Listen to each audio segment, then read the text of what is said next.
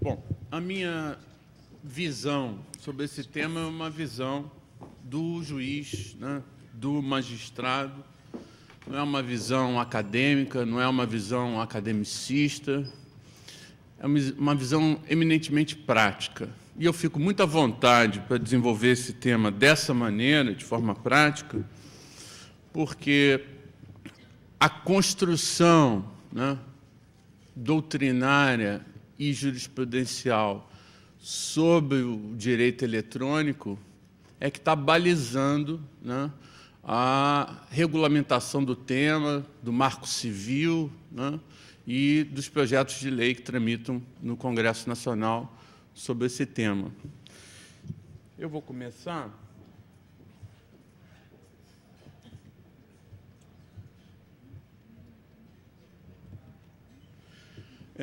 esclarecendo que todo o material que eu estou usando aqui é um material de pesquisa, está disponível na internet, como não poderia deixar de ser, né? Flávio Citro, Direito Eletrônico, na Google Pages, né? A primeira parte e a segunda parte. E eu tenho um material também muito interessante sobre direito eletrônico na minha página, que é Flávio Citro, né? www.flaviocitro.com.br. Bom, e a melhor maneira que eu imaginei para desenvolver isso foi apresentando alguns casos mais antigos, né, que dizem respeito, né, à difamação pela internet, que pautaram a discussão do tema e o desenvolvimento do tema até hoje. O primeiro caso que eu me defrontei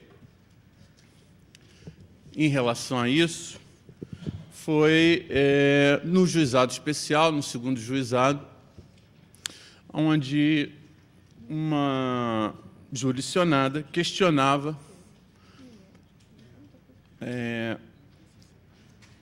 a inclusão de alguns elementos difamantes, né, na página do seu empregador, que era a Gran Tour Turismo. Ela era uma guia de turismo e, no desenvolvimento da sua atividade, levando crianças para os Estados Unidos, etc., após o retorno de uma dessas viagens, ela verificou que haviam algumas postagens na página da Gran Tour Turismo que eram difamantes em relação a ela.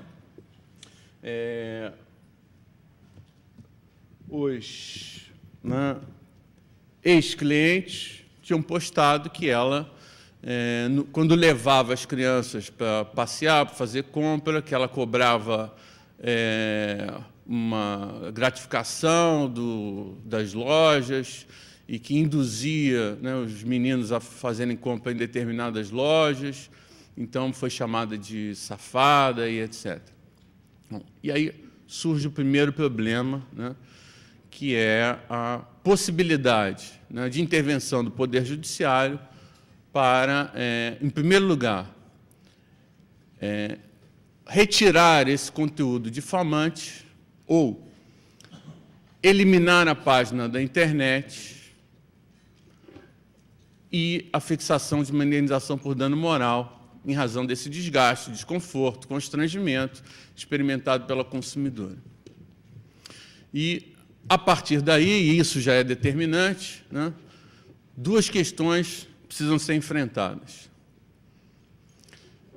O provedor, né, desse serviço de internet, ele responde de maneira objetiva pelo simples fato, né, dela, né, da interessada,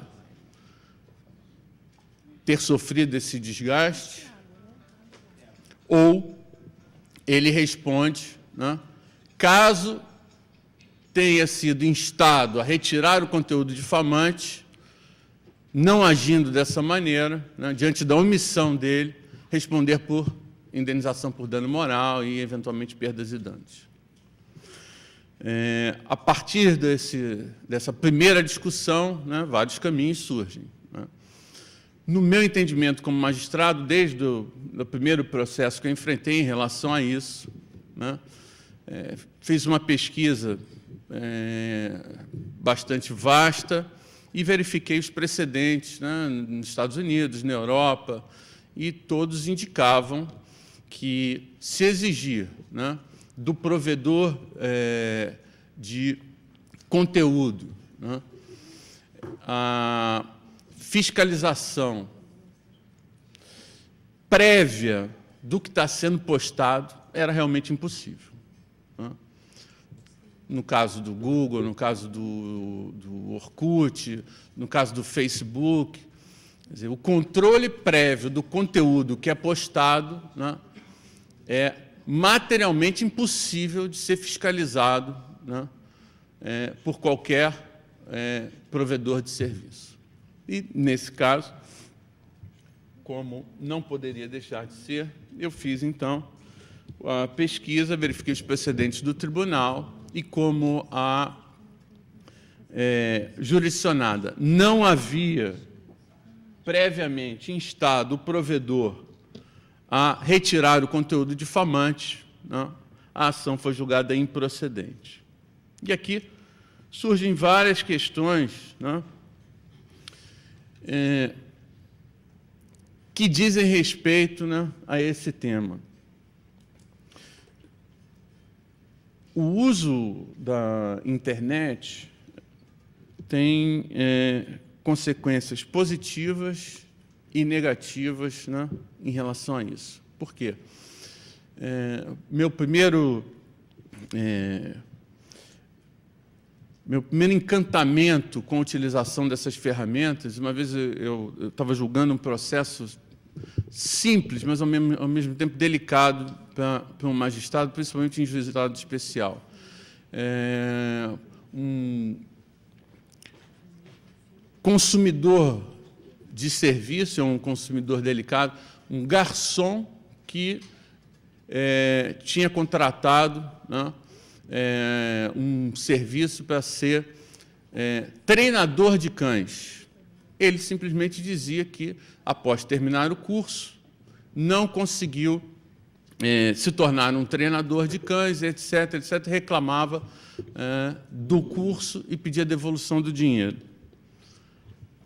O juizado especial, vocês sabem que não tem condição de fazer prova pericial, eu não tinha ali elementos, e aí decidi fazer uma pesquisa de reputação, né, do treinador. E, realmente, né, com a ferramenta Google, você coloca o nome, né, da pessoa entre aspas e, no mesmo momento, você vê quantas incidências, quantas postagens tem em relação àquela pessoa que você está pesquisando.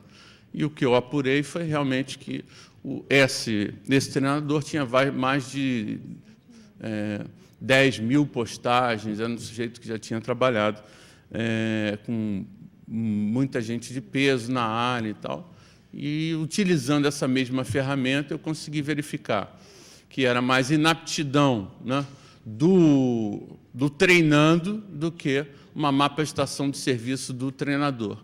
Mas me deu, né, a dimensão da importância de uma ferramenta como essa, né, até para balizar o julgamento de processos, e, a partir daí, eu comecei, né, a utilizar com mais intensidade esse tipo de pesquisa.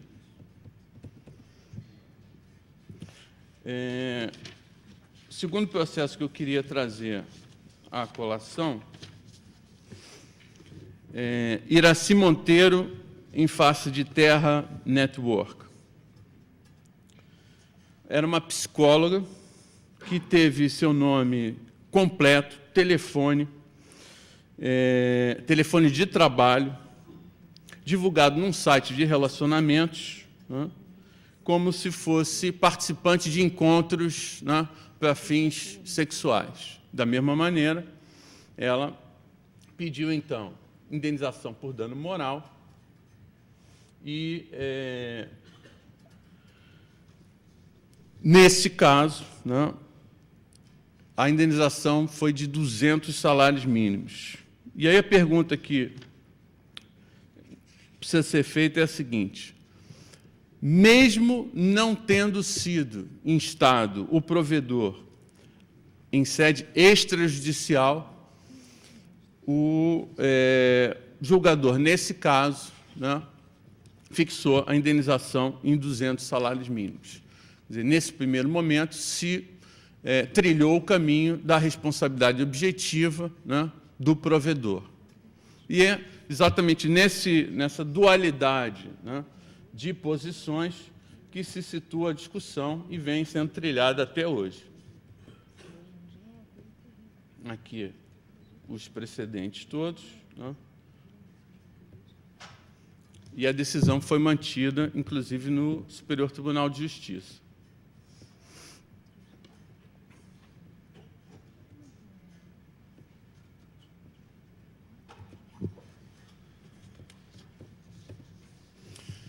Um outro elemento que eu trouxe para discussão, e caso vocês tenham alguma pergunta, podem fazer a intervenção, que só vai ajudar, a Anderson também. Caso da Preta Gil, que diz respeito a um mecanismo, né, de busca do Google e que rende ensejo a uma discussão muito interessante, né? A Preta Gil questionava o ranqueamento que o Google, aqui era aquele de foto do Google, quando se fazia pesquisa, atriz gorda, o ranking que o Google apresentava, e ele mesmo fazia pergunta, né, indicava, né, a Preta Gil. E depois da apuração, se verificou que esse ranqueamento do Google permitia e permite, na medida em que você tem uma incidência muito grande, né, de pesquisas repetidas, né, sobre essas mesmas expressões, ele vai induzindo, né, a pessoa que está pesquisando a um determinado resultado. E ela criticou, né, ameaçou o Google de um processo, e o que é mais interessante é que, tecnicamente, né, foi possível para o Google, né, desfazer, né, esse algoritmo, né, de busca e quebrar essa conexão e retirar isso, né, da pesquisa. E isso leva também à conclusão de que, tecnicamente, né, é possível que algumas questões sejam objeto de cobrança por parte do provedor. E por que isso é interessante? Porque quando o consumidor, né, questiona essa possibilidade de retirada da página, né, não só o conteúdo que já está postado, né, na página tem que ser retirado, como se cobra do provedor, né, a possibilidade dele impedir que novas postagens venham a ocorrer. Então, esse precedente, né, da Preta Gil dá alguma indicação de que não só, né, a retirada, né, do conteúdo difamante é necessária, como se criar alguma ferramenta que impeça que novas postagens venham a ocorrer, né, fazendo com que, novamente, né, o conteúdo difamante seja disponibilizado na internet.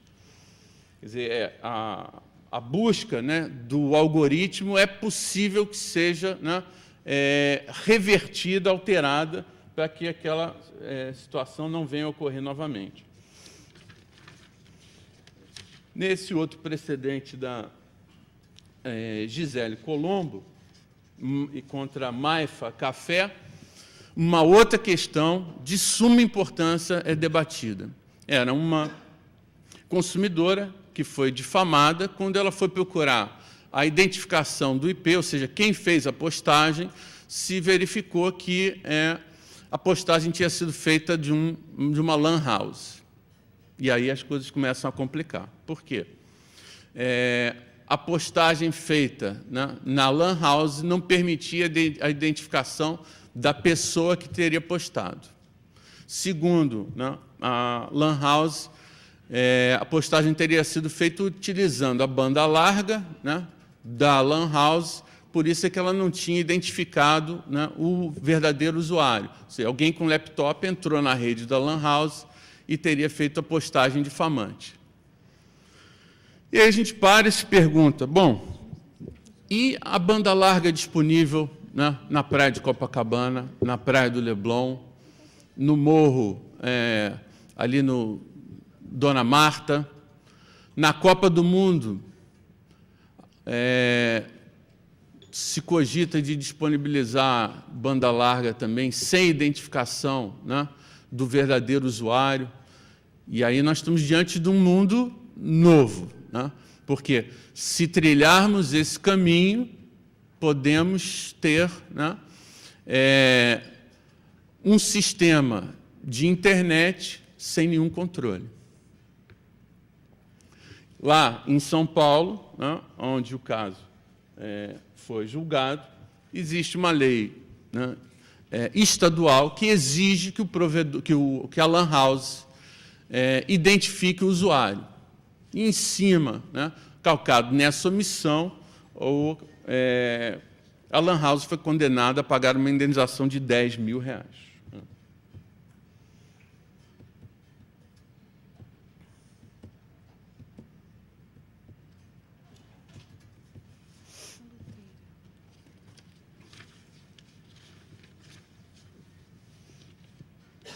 Aqui já entramos na área do Orkut, dos perfis da internet, e esse precedente, né, é de uma moradora de Cuiabá que foi acusada de ser caloteira e, nesse caso, o juiz mandou excluir a página do Orkut, né, e a defesa do Google era no sentido de que ele se limita a acatar todas as ordens judiciais determinando, né, a exclusão do conteúdo difamante. Então, fez ressurgir, né, a questão: o provedor tem ou não a obrigação, né, de atender, né, a uma denúncia extrajudicial feita, né, pelo usuário, pelo consumidor. Mais na frente, nós vamos ver que essa é a discussão que é travada, né, no Marco Civil da Internet, muitos entendendo que essa intervenção judicial não é necessária, né, e outros, né, ou basicamente é a posição dos provedores, querem ter essa proteção que dispensa que eles tenham, né, a obrigação de ter uma estrutura que atenda ao usuário, fazendo essa verificação do que é conteúdo difamante, do que não é conteúdo difamante, para exclusão de postagens e retirada de páginas do ar. E aqui o caso mais, né, com maior repercussão, né, dos últimos tempos, que foi o caso da Daniela Sicarelli, em que ela e o Renato Malzone, né, tiveram um vídeo postado no YouTube, né, com cenas que eles estavam namorando e início de uma intimidade maior. Isso foi postado no YouTube e os dois queriam que o vídeo fosse retirado, né, do YouTube e que não fosse mais postado, ou que não fosse permitida a postagem na internet. Nova discussão se é possível, né, para um provedor, né, impedir que novas postagens do vídeo sejam disponibilizadas na internet.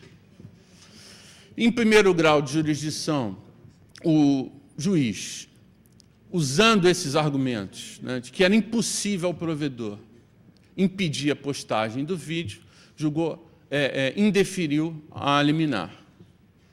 Eles agravaram, o tribunal, então, concedeu a liminar, que, quando foi cumprida, teve como resultado retirar o YouTube do ar, porque eles não tinham encontrado ainda mecanismo de filtro para tirar só aquele vídeo, e acabou com a pior solução, que foi a retirada, acho que ficou 2 dias o YouTube fora do ar aqui no Brasil. O assunto teve uma repercussão enorme, né, como é natural, e o próprio tribunal, então, alterou aquela liminar para que se limitasse a impedir a postagem do vídeo. E aqui traz uma outra discussão, né, que é sobre a possibilidade técnica disso ocorrer. Não foi possível, né, se impedir novas postagens, né. Nessa questão técnica, né, existe já uma expressão que denomina isso, que é o efeito Streisand, que é um precedente americano, onde a Barbra Streisand questionava um livro de fotografia que aparecia a mansão dela, e ela, então, pediu que aquela foto da mansão fosse retirada do livro, que é livro disponibilizado na internet. Houve a retirada da foto do livro, mas não sei quantos milhões de postagens da mesma foto ficaram disponibilizadas na internet. Então, isso foi chamado, né, efeito Streisand, que foi o que aconteceu no caso da Daniela Ciccarelli. A ordem liminar para retirar o vídeo, né, do YouTube deu mais ênfase àquela questão, deu mais repercussão e fez com que, aí sim, o vídeo fosse disponibilizado centenas, milhares de vezes, né, de diversas maneiras, a ponto de nem, através da filtragem pelo nome dela, né, o provedor teve como impedir, né, novas postagens, porque quem postava com um nome diferente e, assim, não conseguia se fazer a filtragem completa. Mais interessante ainda é que a sentença, então, foi de improcedência, né? Saímos da liminar, fomos para o mérito, sentença de improcedência, e, uma vez mais, o tribunal, né, contra a sentença de improcedência, restabeleceu a liminar, né? Aí, efeito processual, que é muito discutível, né? Depois da sentença de improcedência, que é mérito, se restabeleceu uma liminar, né, impedindo a postagem do YouTube.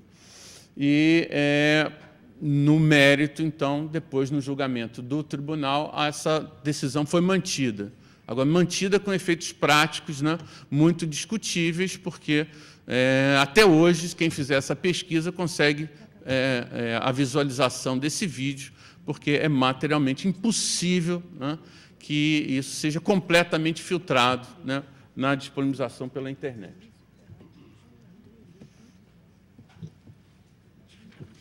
Aqui tem toda a equação processual está disponibilizada nesse material.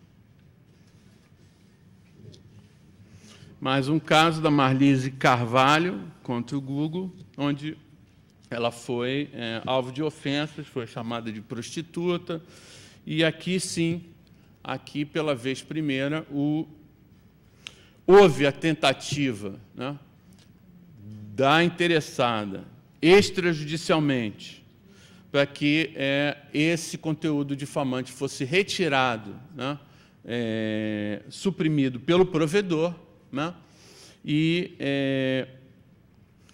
Em razão da omissão, a condenação foi de R$20 mil. E aqui entra uma questão interessante, porque ela solicitou no próprio site, né, fez a solicitação, e o próprio Google, como resposta, indicava que aquele pedido de solicitação de retirada de conteúdo não teria uma resposta por parte do Google. Ela demonstrou isso, né, e o juiz simplesmente aplicou a inversão do ônus da prova, né, e condenou o Google, porque ela não tinha uma prova material de que tinha solicitado a retirada do conteúdo, mas o próprio site explicava que, ao fazer a solicitação, né, ela não receberia uma resposta. Então, aplicou a presunção e condenou o Google a pagar R$20 mil.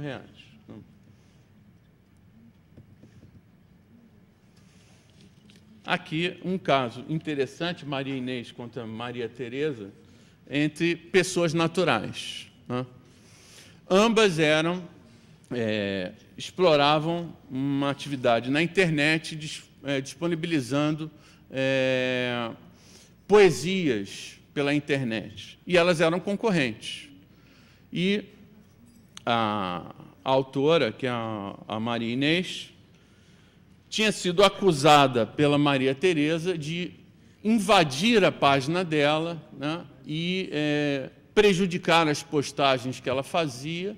E, segundo, né, a Maria Tereza, que é a ré, ela teria obtido, né, a identificação do IP da Maria Inês, né, através do provedor de conteúdo.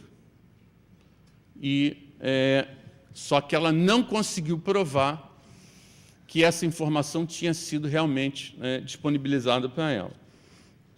Então, foi, à luz da equação aqui, a autora pleiteou indenização e obteve êxito, porque a ré não conseguiu demonstrar, né, que realmente ela tinha obtido a identificação do IP através do provedor.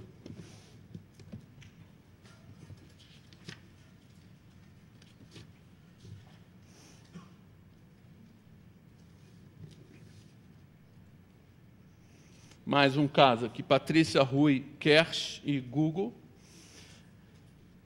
A Patrícia foi também alvo de ofensas de cunho sexual na internet, através de um perfil falso disponibilizado no Orkut. E aqui entram, então, outras questões que são muito importantes, agora sim, né, dizem respeito a uma possível falha, né,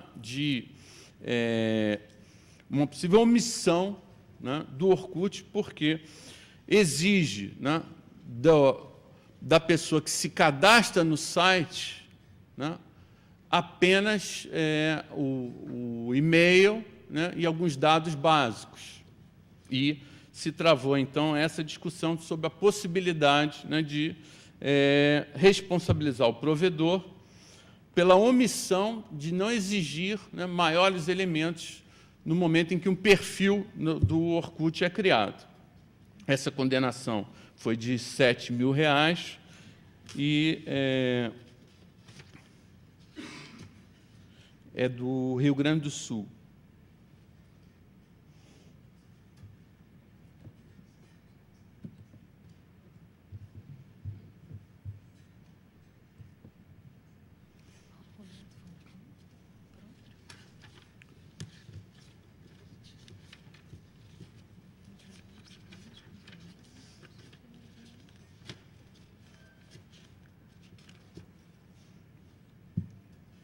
Aqui, o caso do Paulo Roberto Falcão. E aí já entramos numa área mais delicada, que foi a divulgação de uma entrevista, né, da ex-mulher do jogador Falcão, onde ela acusava ele de rapto do filho do ex-casal, assédio de um empregado, e etc., etc. Então, a responsabilização aqui foi pelo fato, né, do provedor Terra ter admitido essa postagem, né, altamente difamatória, e a condenação foi de R$90 mil. E o argumento foi exatamente esse. Aqui não é um terceiro, não é o usuário que faz a postagem, mas sim, foi uma entrevista feita com a ex-mulher do jogador, né? Então, o consentimento do provedor em relação àquela postagem, né, não era nem presumido, era evidente. E a responsabilização foi no valor de R$ 90 mil a título de danos morais.